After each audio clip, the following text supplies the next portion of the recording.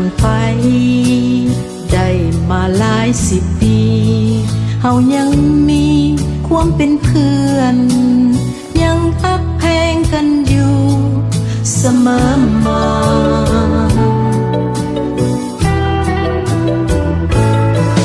พวกเรายังถนอมน้ำใจ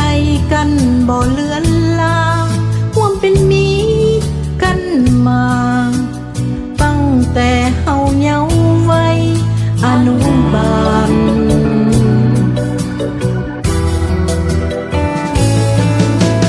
วันเวลาบอกเคยเปลี่ยนแปลงความฮักแพงบอกเคยแนงความเป็นเพื่อนยังเหมือนเป็นพี่น้องร่วมสาบานบางครั้งมีสิ่งข้องใจอภัยซึ่งกันและกันบอกเคยหารเอาเปรียบกันดูหมิ่นแบ่งสั้นวรรณะศักดิ์ศรี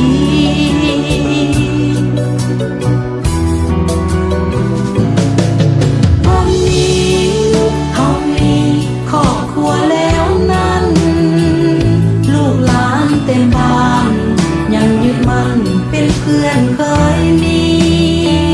คู่ผัวคู่เมียไปมาหาสู่เสริมสร้างไมตรีปรึกษาแลกเปลี่ยนสิ่งดีมีให้กันช่วยกันต่อไปวันเวลาผ่านเลยจงอย่าเฮ้ยห่างกันชีวิตนี้แสนสั้นเวลาจะเหลือนานอีกเท่าใด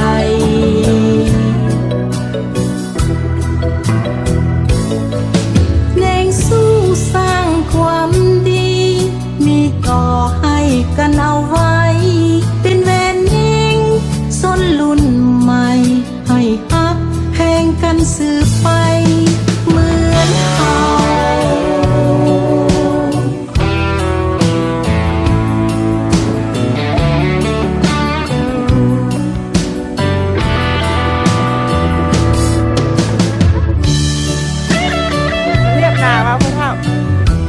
มาเรียกให้เรียกนาว่ะนี่หน้าเด้อผู้หญิง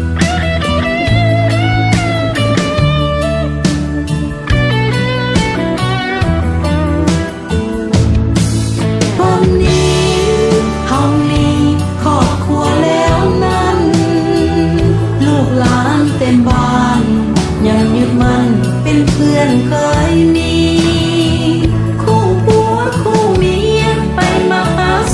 เสริมสร้างไมตรี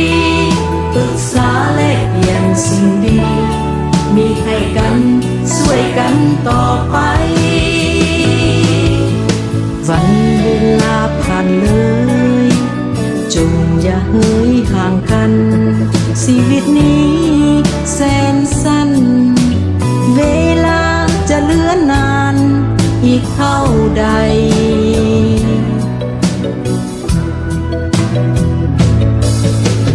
สู้สร้างความดีมีต่อให้กันเอาไว้เป็นแวนเองสนรุ่นใหม่ให้ฮักแพงกันสืบไปเหมือนเฮา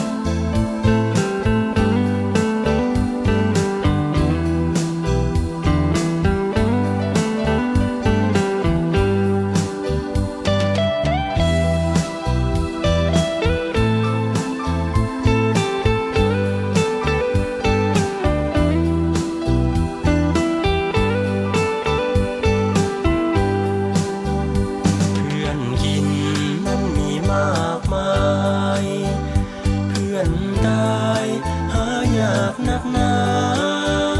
เพื่อนกินเขาเห็นแก่หน้าเพื่อนกินเห็นแก่เงินตราฐานะและศักดิ์ศรีเพื่อนกินนั่นแหละตัวการเที่ยวผ่านบอกหลอกสิ้นดีได้กินข้าวห้องน้องพี่หมดกินเขาก็ห่างหนีบ่มีเหลือเยื่อใย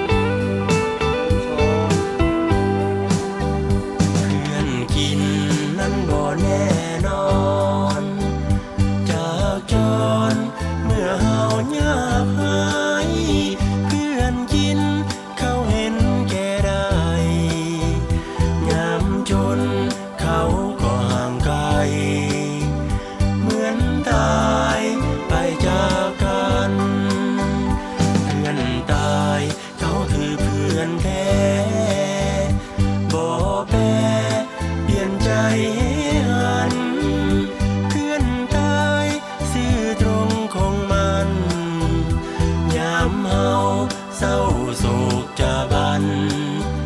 เพื่อนแท้ช่วยปลอบใจ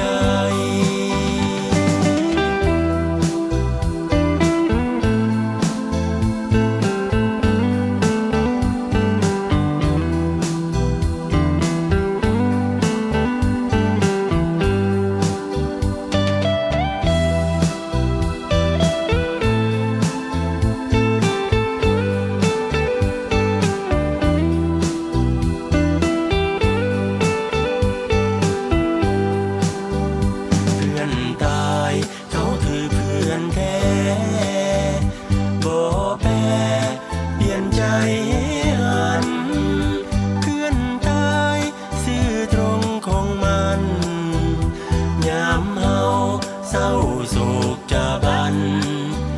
เพื่อนแท้ช่วยปลอบใจ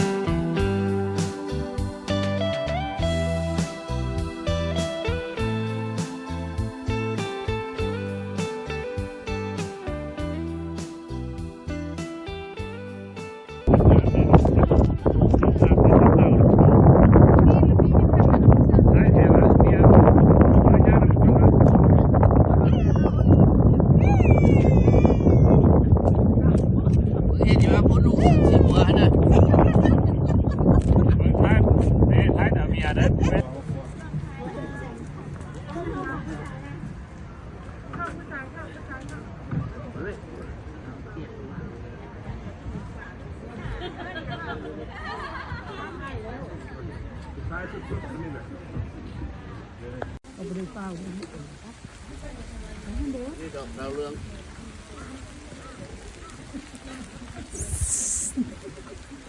แล้วก็เข้าโยกเข้าไปแล้วจะต้องเลื่อนเสร็จเลยนะมันห้ามข้ามเนี่ย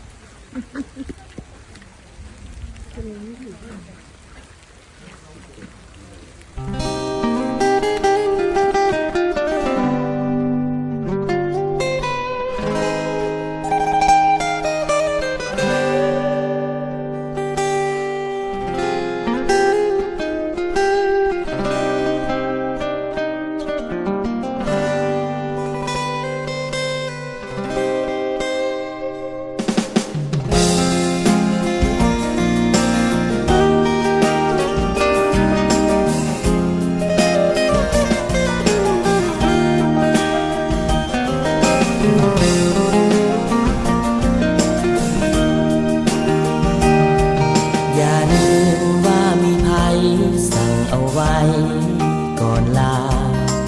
อย่าลืมคำสัญญาให้ไว้จะจำอย่าลืมเขาคนนี้จำได้ดีทุกคำอย่าลืมว่าจะจำคำมั่นสัญญา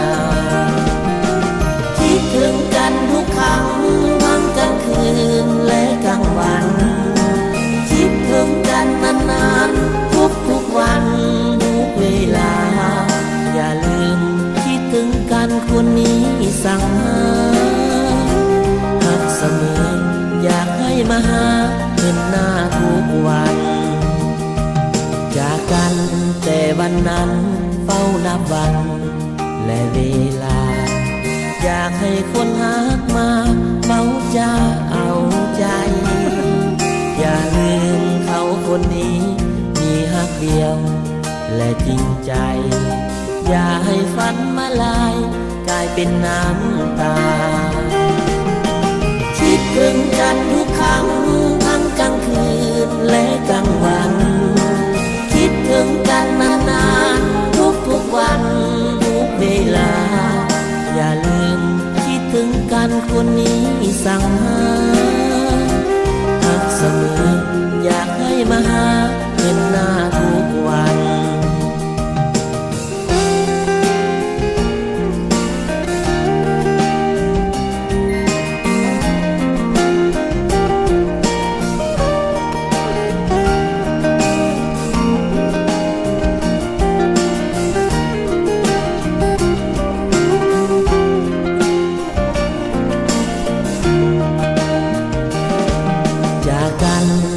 วันนั้น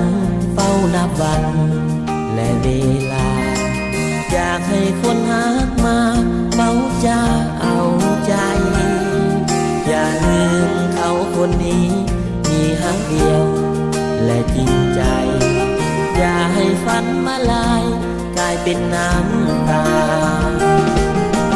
คิดถึงกันทุกครั้งทั้งกลางคืนและกลางวัน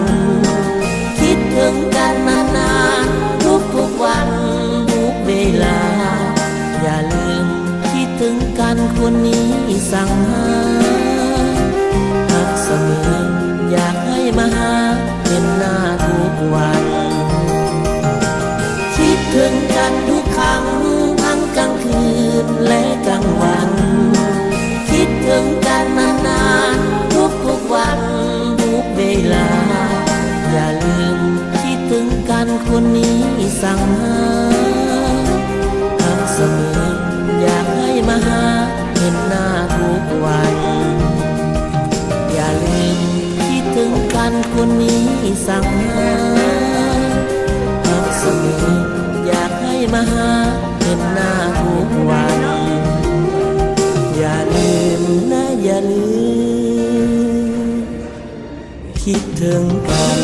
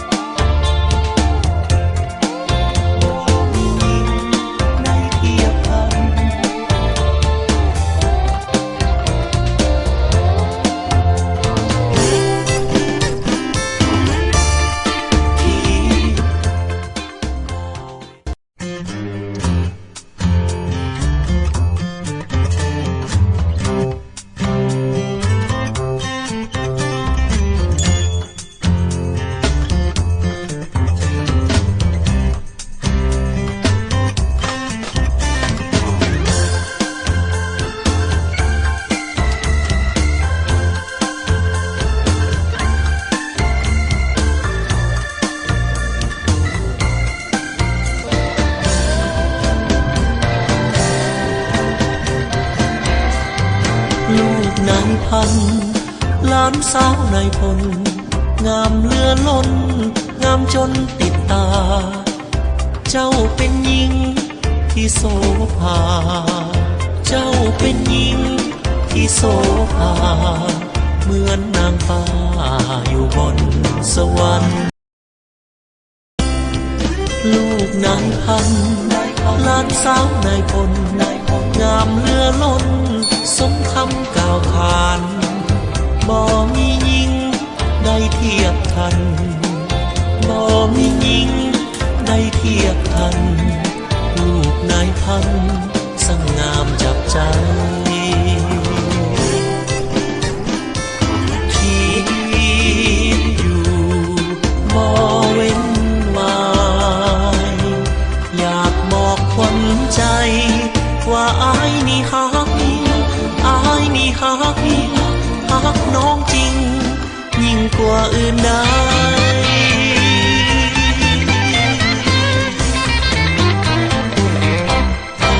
ลูกนายพันหลานสาวนายพงงามเหลือล้นงามจนติดใจได้แต่คิดหลงฝันใฝ่ได้แต่คิดหลงฝันใฝ่อยู่เดียวได้เพราะเอื้อมบ่เถิง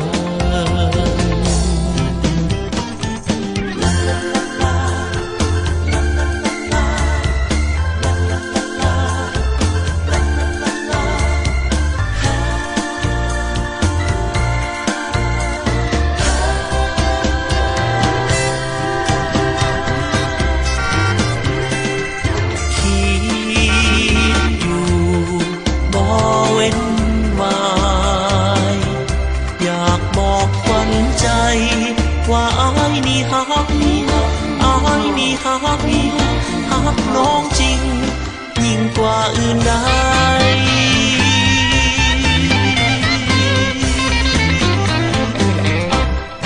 ลูกนายพันหลานสาวนายพลงามเหลือล้นงามจนติดใจได้แต่คิดหลงฝันใฝ่ได้แต่คิดหลงฝันใฝ่อยู่เดียวได้เพราะเอื้อมบ่เถิง